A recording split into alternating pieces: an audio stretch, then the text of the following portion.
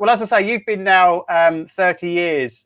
You've been within motorsport, and from the conversations we've had before, obviously the events surrounding George Floyd and the Black Lives Matter movement, this has obviously given the much needed energy into diversity. So talk us through your experience within the sport over those 30 years.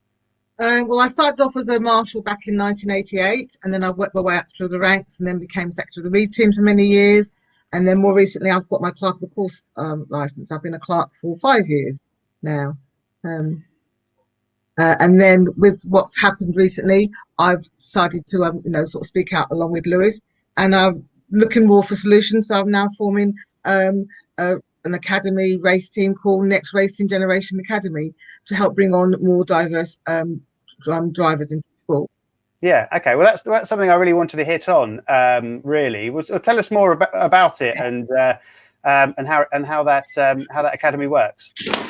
Well, it'll be. I've already got a small cohort of young drivers already who are about to sign up, and I'm obviously looking for more, both girls and boys. And basically, what's happened is that there's lots of parents out there working in silo, and they've been trying to get their children into motorsport, mainly in karting, but they come up to lots of brick walls all the time, or can't get progressed on through the system. So I've got together with them, and they're all quite happy now to form this umbrella where I will now help them progress them on. Because I obviously understand the system and the pathways to get into different categories. And we'll look at their training. We'll look at all the things that are needed, driver tuition, etc. And then we'll also do some online training with them, with mentoring, and giving them some training on how to deal with situations when they come up against racism, with either at work or in college or at school. Okay, perfect. Okay, well, Lewis Hamilton's obviously raised the profile of motorsport globally, and of course diversity and equality. But what do you think are his next steps in order how he can help people? Well, he started those next steps because he has now, formed his Lewis Hamilton, or the Hamilton Commission, which is working with the Royal Academy of Engineering. So one of the places they're looking at is to increase, to try and improve people coming up through the STEM cell within universities to study engineering, automotive, and things like that. So, and that's also what I'll be doing. Also talking to, trying to go to schools and trying to encourage people to take these subjects up. Okay, good stuff. Okay, well, Tara, let's move on to you. Welcome back. I'm back. Good stuff. Glad issues.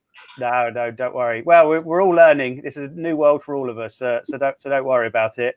Let's kind of go back to Motorsport Woman.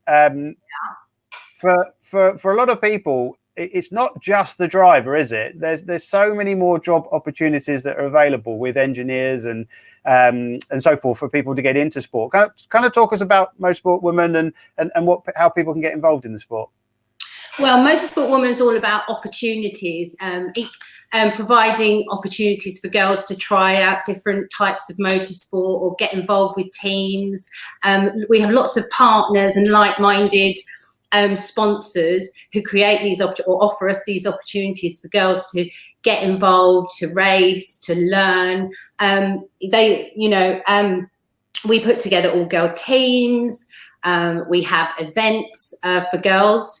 And all of these are subsidized or free where we can, so we can get more girls in. We kind of put our money where our mouth is and, open this up for anyone to try and be supported. Okay, perfect. Good stuff. Well, I was just trying to see if we had any questions coming through. I can see Leanne has obviously said hi to both of you there. Carol, I mean, I guess put it back to you. You've obviously been working in motorsport for 30 years, haven't you? Yes. Yeah. So you've obviously, we've got actually a couple of pictures of you, so you can see what you've been doing. So kind of talk us through what roles you've been up to. Okay, so that's when I was actually at Knock Hill doing a start. So one of my jobs I do is I just start the races at race meetings, which either means standing up on a gallantry or down on the pit wall and starting off either rolling starts or standing starts, which can be quite scary. Yeah, no, I can imagine. So that looks like a really warm Knock Hill, is that right? Yeah, it wasn't too bad. The interesting one where it looks like I'm always putting my fingers up is because this was the first race that they did about 3 years ago, where they did a reverse circuit. So the start finish lights are not facing the right direction. So I'm having to look down at the temporary light, but also give a signal to the guy with the with when to put the boards up and down. So we devised a 2, 3, 1 signal. So No that's worries. why it looks more unusual. No, definitely. Okay, well, let's move on. We tomorrow I'm interviewing Abby Eaton. So she's taking part in the W Series. So how important is it to have championships like this available? I love Abby for a start. I'm a big fan of Abby Eaton, and I've seen her recently. Actually, I'm looking forward to potentially working with her on a little project, but I'm not announcing that yet. No. I think I've got mixed feelings with it, because I like to, obviously a lot of our girls like to race alongside the guys, but W Series has been amazing for raising profile, getting the conversation started, and I think its messaging's changed and developed over the couple of years that it's been going.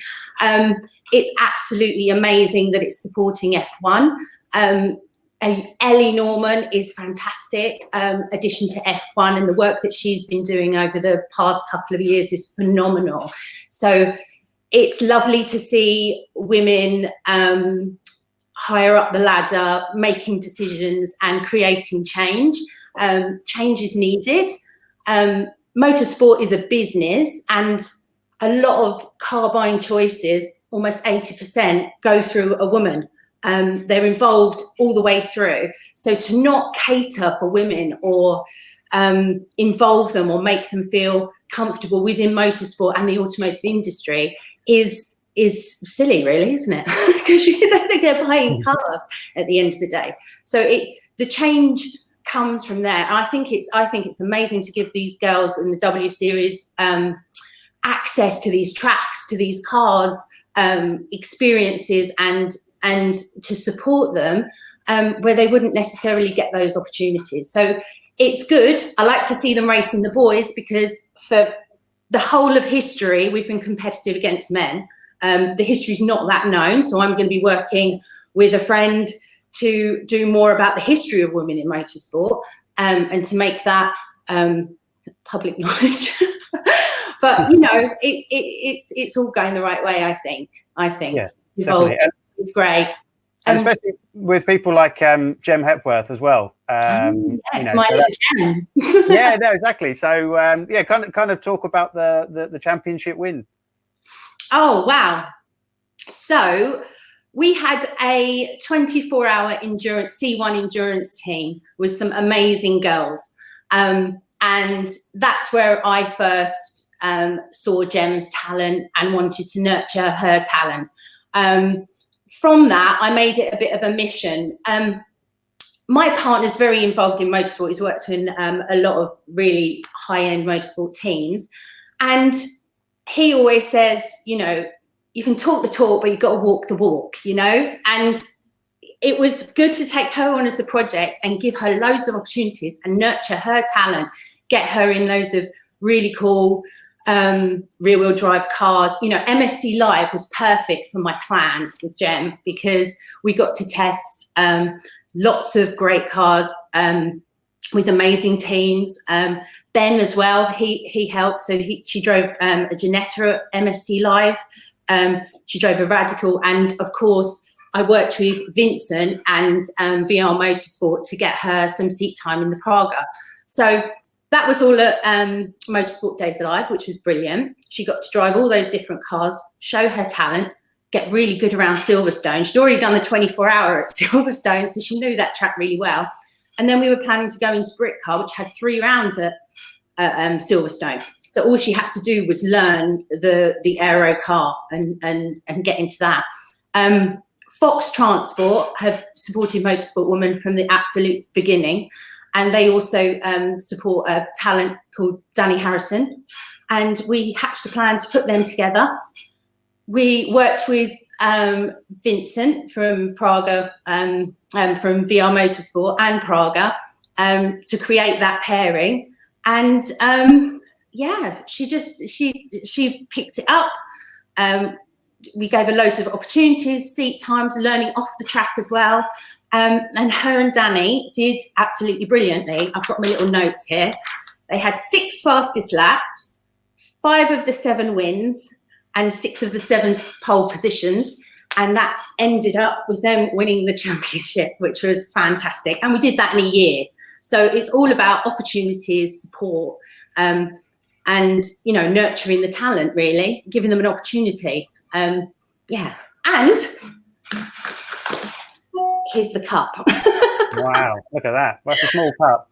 Thanks, Vincent. Vincent sent it down to me, so I'm looking after it for Claire from Britcar. So, oh, and there's another motorsport woman on this cup, Sarah Moore, who's also in W Series. So there's now 2 girls' names on this cup, which is great, you know. Well, fantastic to hear, and as you said, a great championship. Yeah, amazing, and run by a woman as well, which is great. Yeah, absolutely. They're everywhere. Yeah, exactly. No. Well, it's good to hear. Well, look, one of the other aspects I always think is obviously affordability, because you know that is obviously another really big restriction into motorsport. It's not like a football where you can go and buy or pretty much find in the park. You know, it's something that really holds a lot of people back. So. You know, what other things do you think, you know, bringing this into light that can help in order to make it affordable? Obviously, like we've got the W Series, for example. Obviously, it helps with the sponsorship and everything else. Carol, I know that you're obviously trying to do bits like that as well. It is such a stumbling block, isn't it? Money, it really is. Well, that is one of the main things about stumbling blocks. But what we can also now try and do is start promoting grassroots motorsport more. So not just karting, but things like auto solos, auto tests, sprints, because that's a good way in. Track days, as we heard earlier on, are a good way in. So even if you just want to do it as a hobby to start off with, that is, you know, definitely the route to go in, and then you can work out whether you want to go and do it as a full career. Perfect, good stuff. Well, I've got some cool things to announce to help with that as well. I've been partnering with, I try and partner with like-minded companies and brands who sort of believe in this sort of mission, Motorsport Woman mission. And I can announce actually that I have got a partnership with Club 100 karting series, which you know really well, Ben, don't you? Yeah, very good. JV, yeah. And, you know, the girls who do come through the karting route, you know, always say how JV from Club 100 is supportive or has supported their journey, and some of the fastest girls that have actually come through that route. So he has heavily subsidised the junior championship, which is 14 to 18-year-olds, for girls to come through Motorsport Woman and to compete in that. So we need more companies like that to get on board, to create the change and get more girls in. They need to put the money where their mouth is and help, you know, and we'll try and support along the way we can try and add value with content creation and bringing in our other partners to give something back. And, you know, that's just one thing. I've got an amazing company called Cobra who have just, they're very, very new. They're very into diversity and equality, especially diversity. And they have sponsored 6 girls to compete for a full series in the Endurance Club 100 next year through Motorsport Woman, which is amazing, amazing. So we will be running a competition soon. We've got 2 girls from our fastest, our event that we had. So the 2 fastest girls from that is going to be in one team, and then we've got 4 more slots for girls to race basically and get that experience and race alongside the faster girls and learn from them. So, you know, I've got the C1 as well. We're getting that back out. We're going to do a competition to get some fast girls into that, and that will be subsidised too. So, and Faster, we work with Faster. We love Faster. They're friends of ours. And we've got lots of initiatives to get girls in from grassroots all the way through. So there you go. No, it's good. Well, companies to get involved and push it and, you know, benefit from it. Well, absolutely. We've actually got just a short video to quickly play. And if we quickly run that kind of, you know, shows that even more.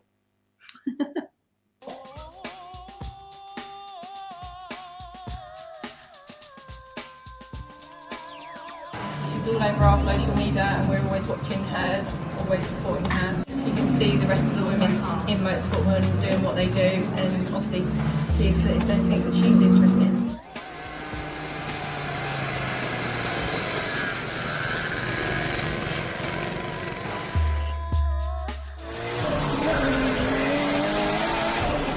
Nice to see these sorts of places with little girls looking at them and you think, come on, you do it as well.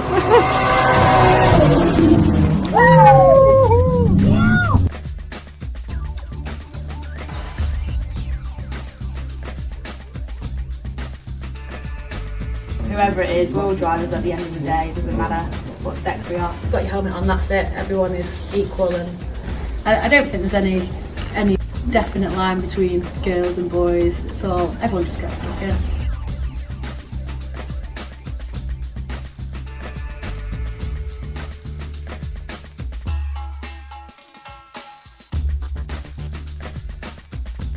Even today, when they see me drive round, they asked if I was a passenger. And it's like, no, I'm driving. And it's like, oh, like that, we are fully capable of driving quickly.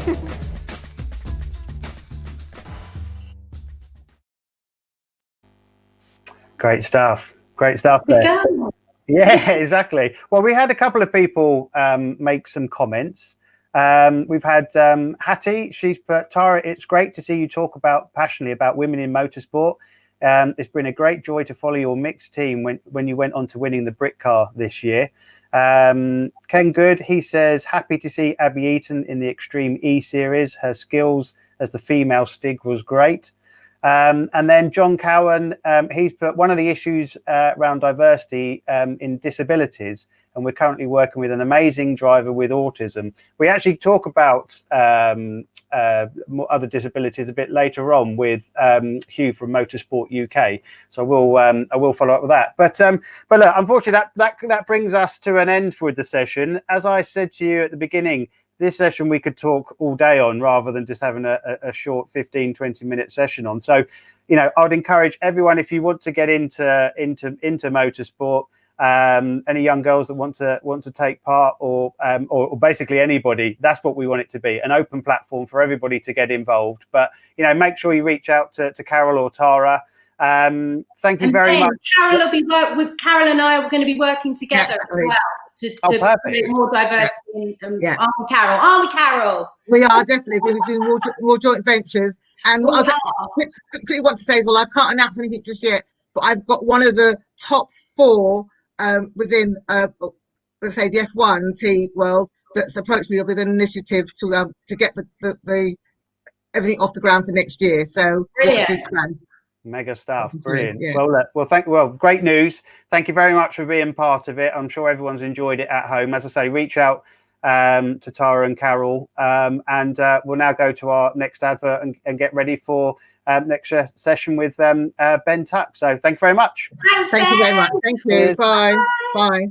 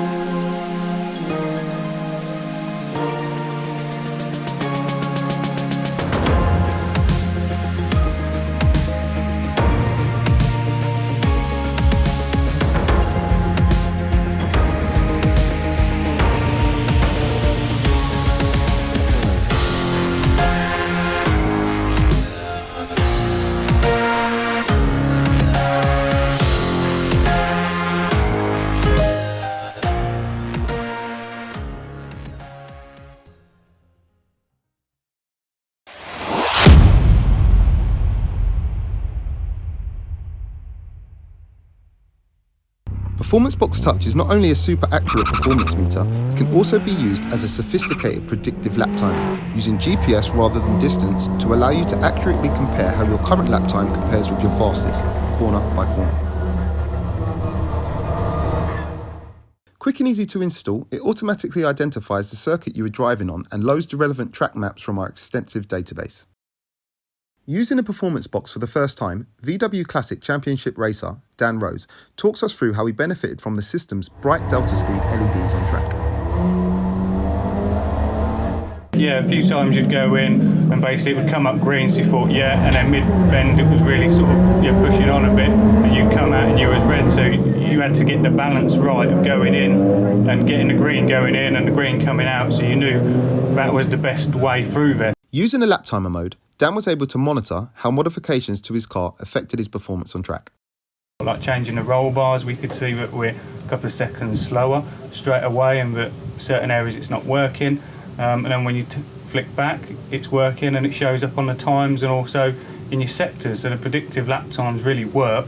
Given a quick lesson on the Circuit Tools data analysis software to pinpoint exactly where time is being lost and then going through his data from the day, Dan said, Looking back at the data now, we're a bit further on in the day. We can see that certain lines worked, certain lines didn't. Carrying a bit more speed into the first bend seems to have given us a bit more pace.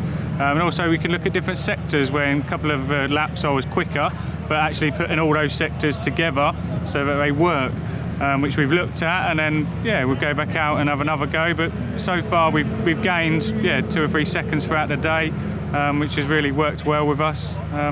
So when we come back racing, we should be up there. Hi, Chris Dawes here. I've stepped away from the commentary box for a change and I'm in front of the camera because this time I'm talking about my business, Open Doors Training. Founded by myself as a project of passion because I felt so lucky that I get paid to do the things I do now. Commentating, hosting awards, voiceover artist, TV, radio, podcasts, live shows, you name it, all of those things are an absolute privilege. Especially when I came from someone who was paralysed by fear when I had to present at university and when I first went into business after graduating.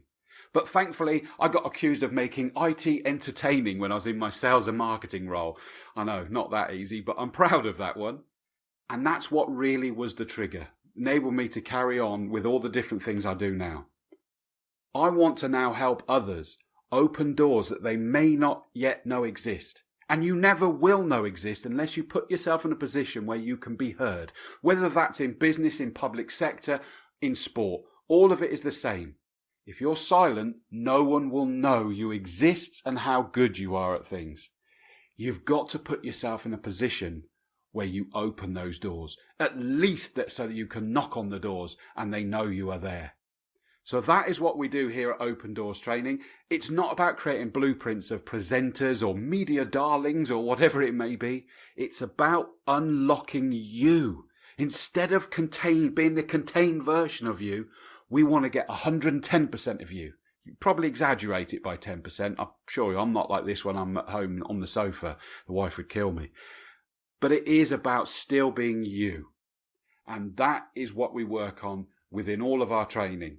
So come on over, opendoorstraining.co.uk. Let's have a conversation to see how we may be able to assist you going into, hopefully, a better year in 2021.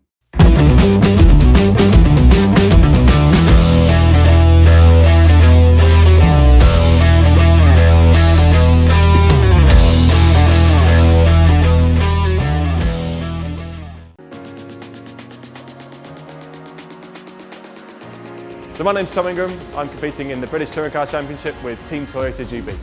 So the BTCC is one of the toughest championships around. There's so many quick drivers. So to get the edge, you've got to be looking for any little millisecond of improvement. So whether that be from training hard at the gym or having the best kit around, you've got to find the edge any way possible.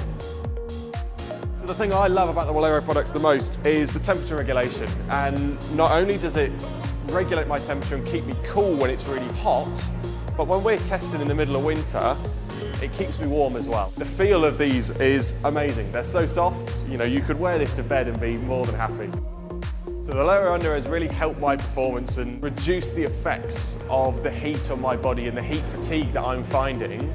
That's where I'm finding a big improvement. So over the course of it doesn't matter if I'm testing, it doesn't matter if I'm racing, I'm just not feeling quite as fatigued as I would have been without it.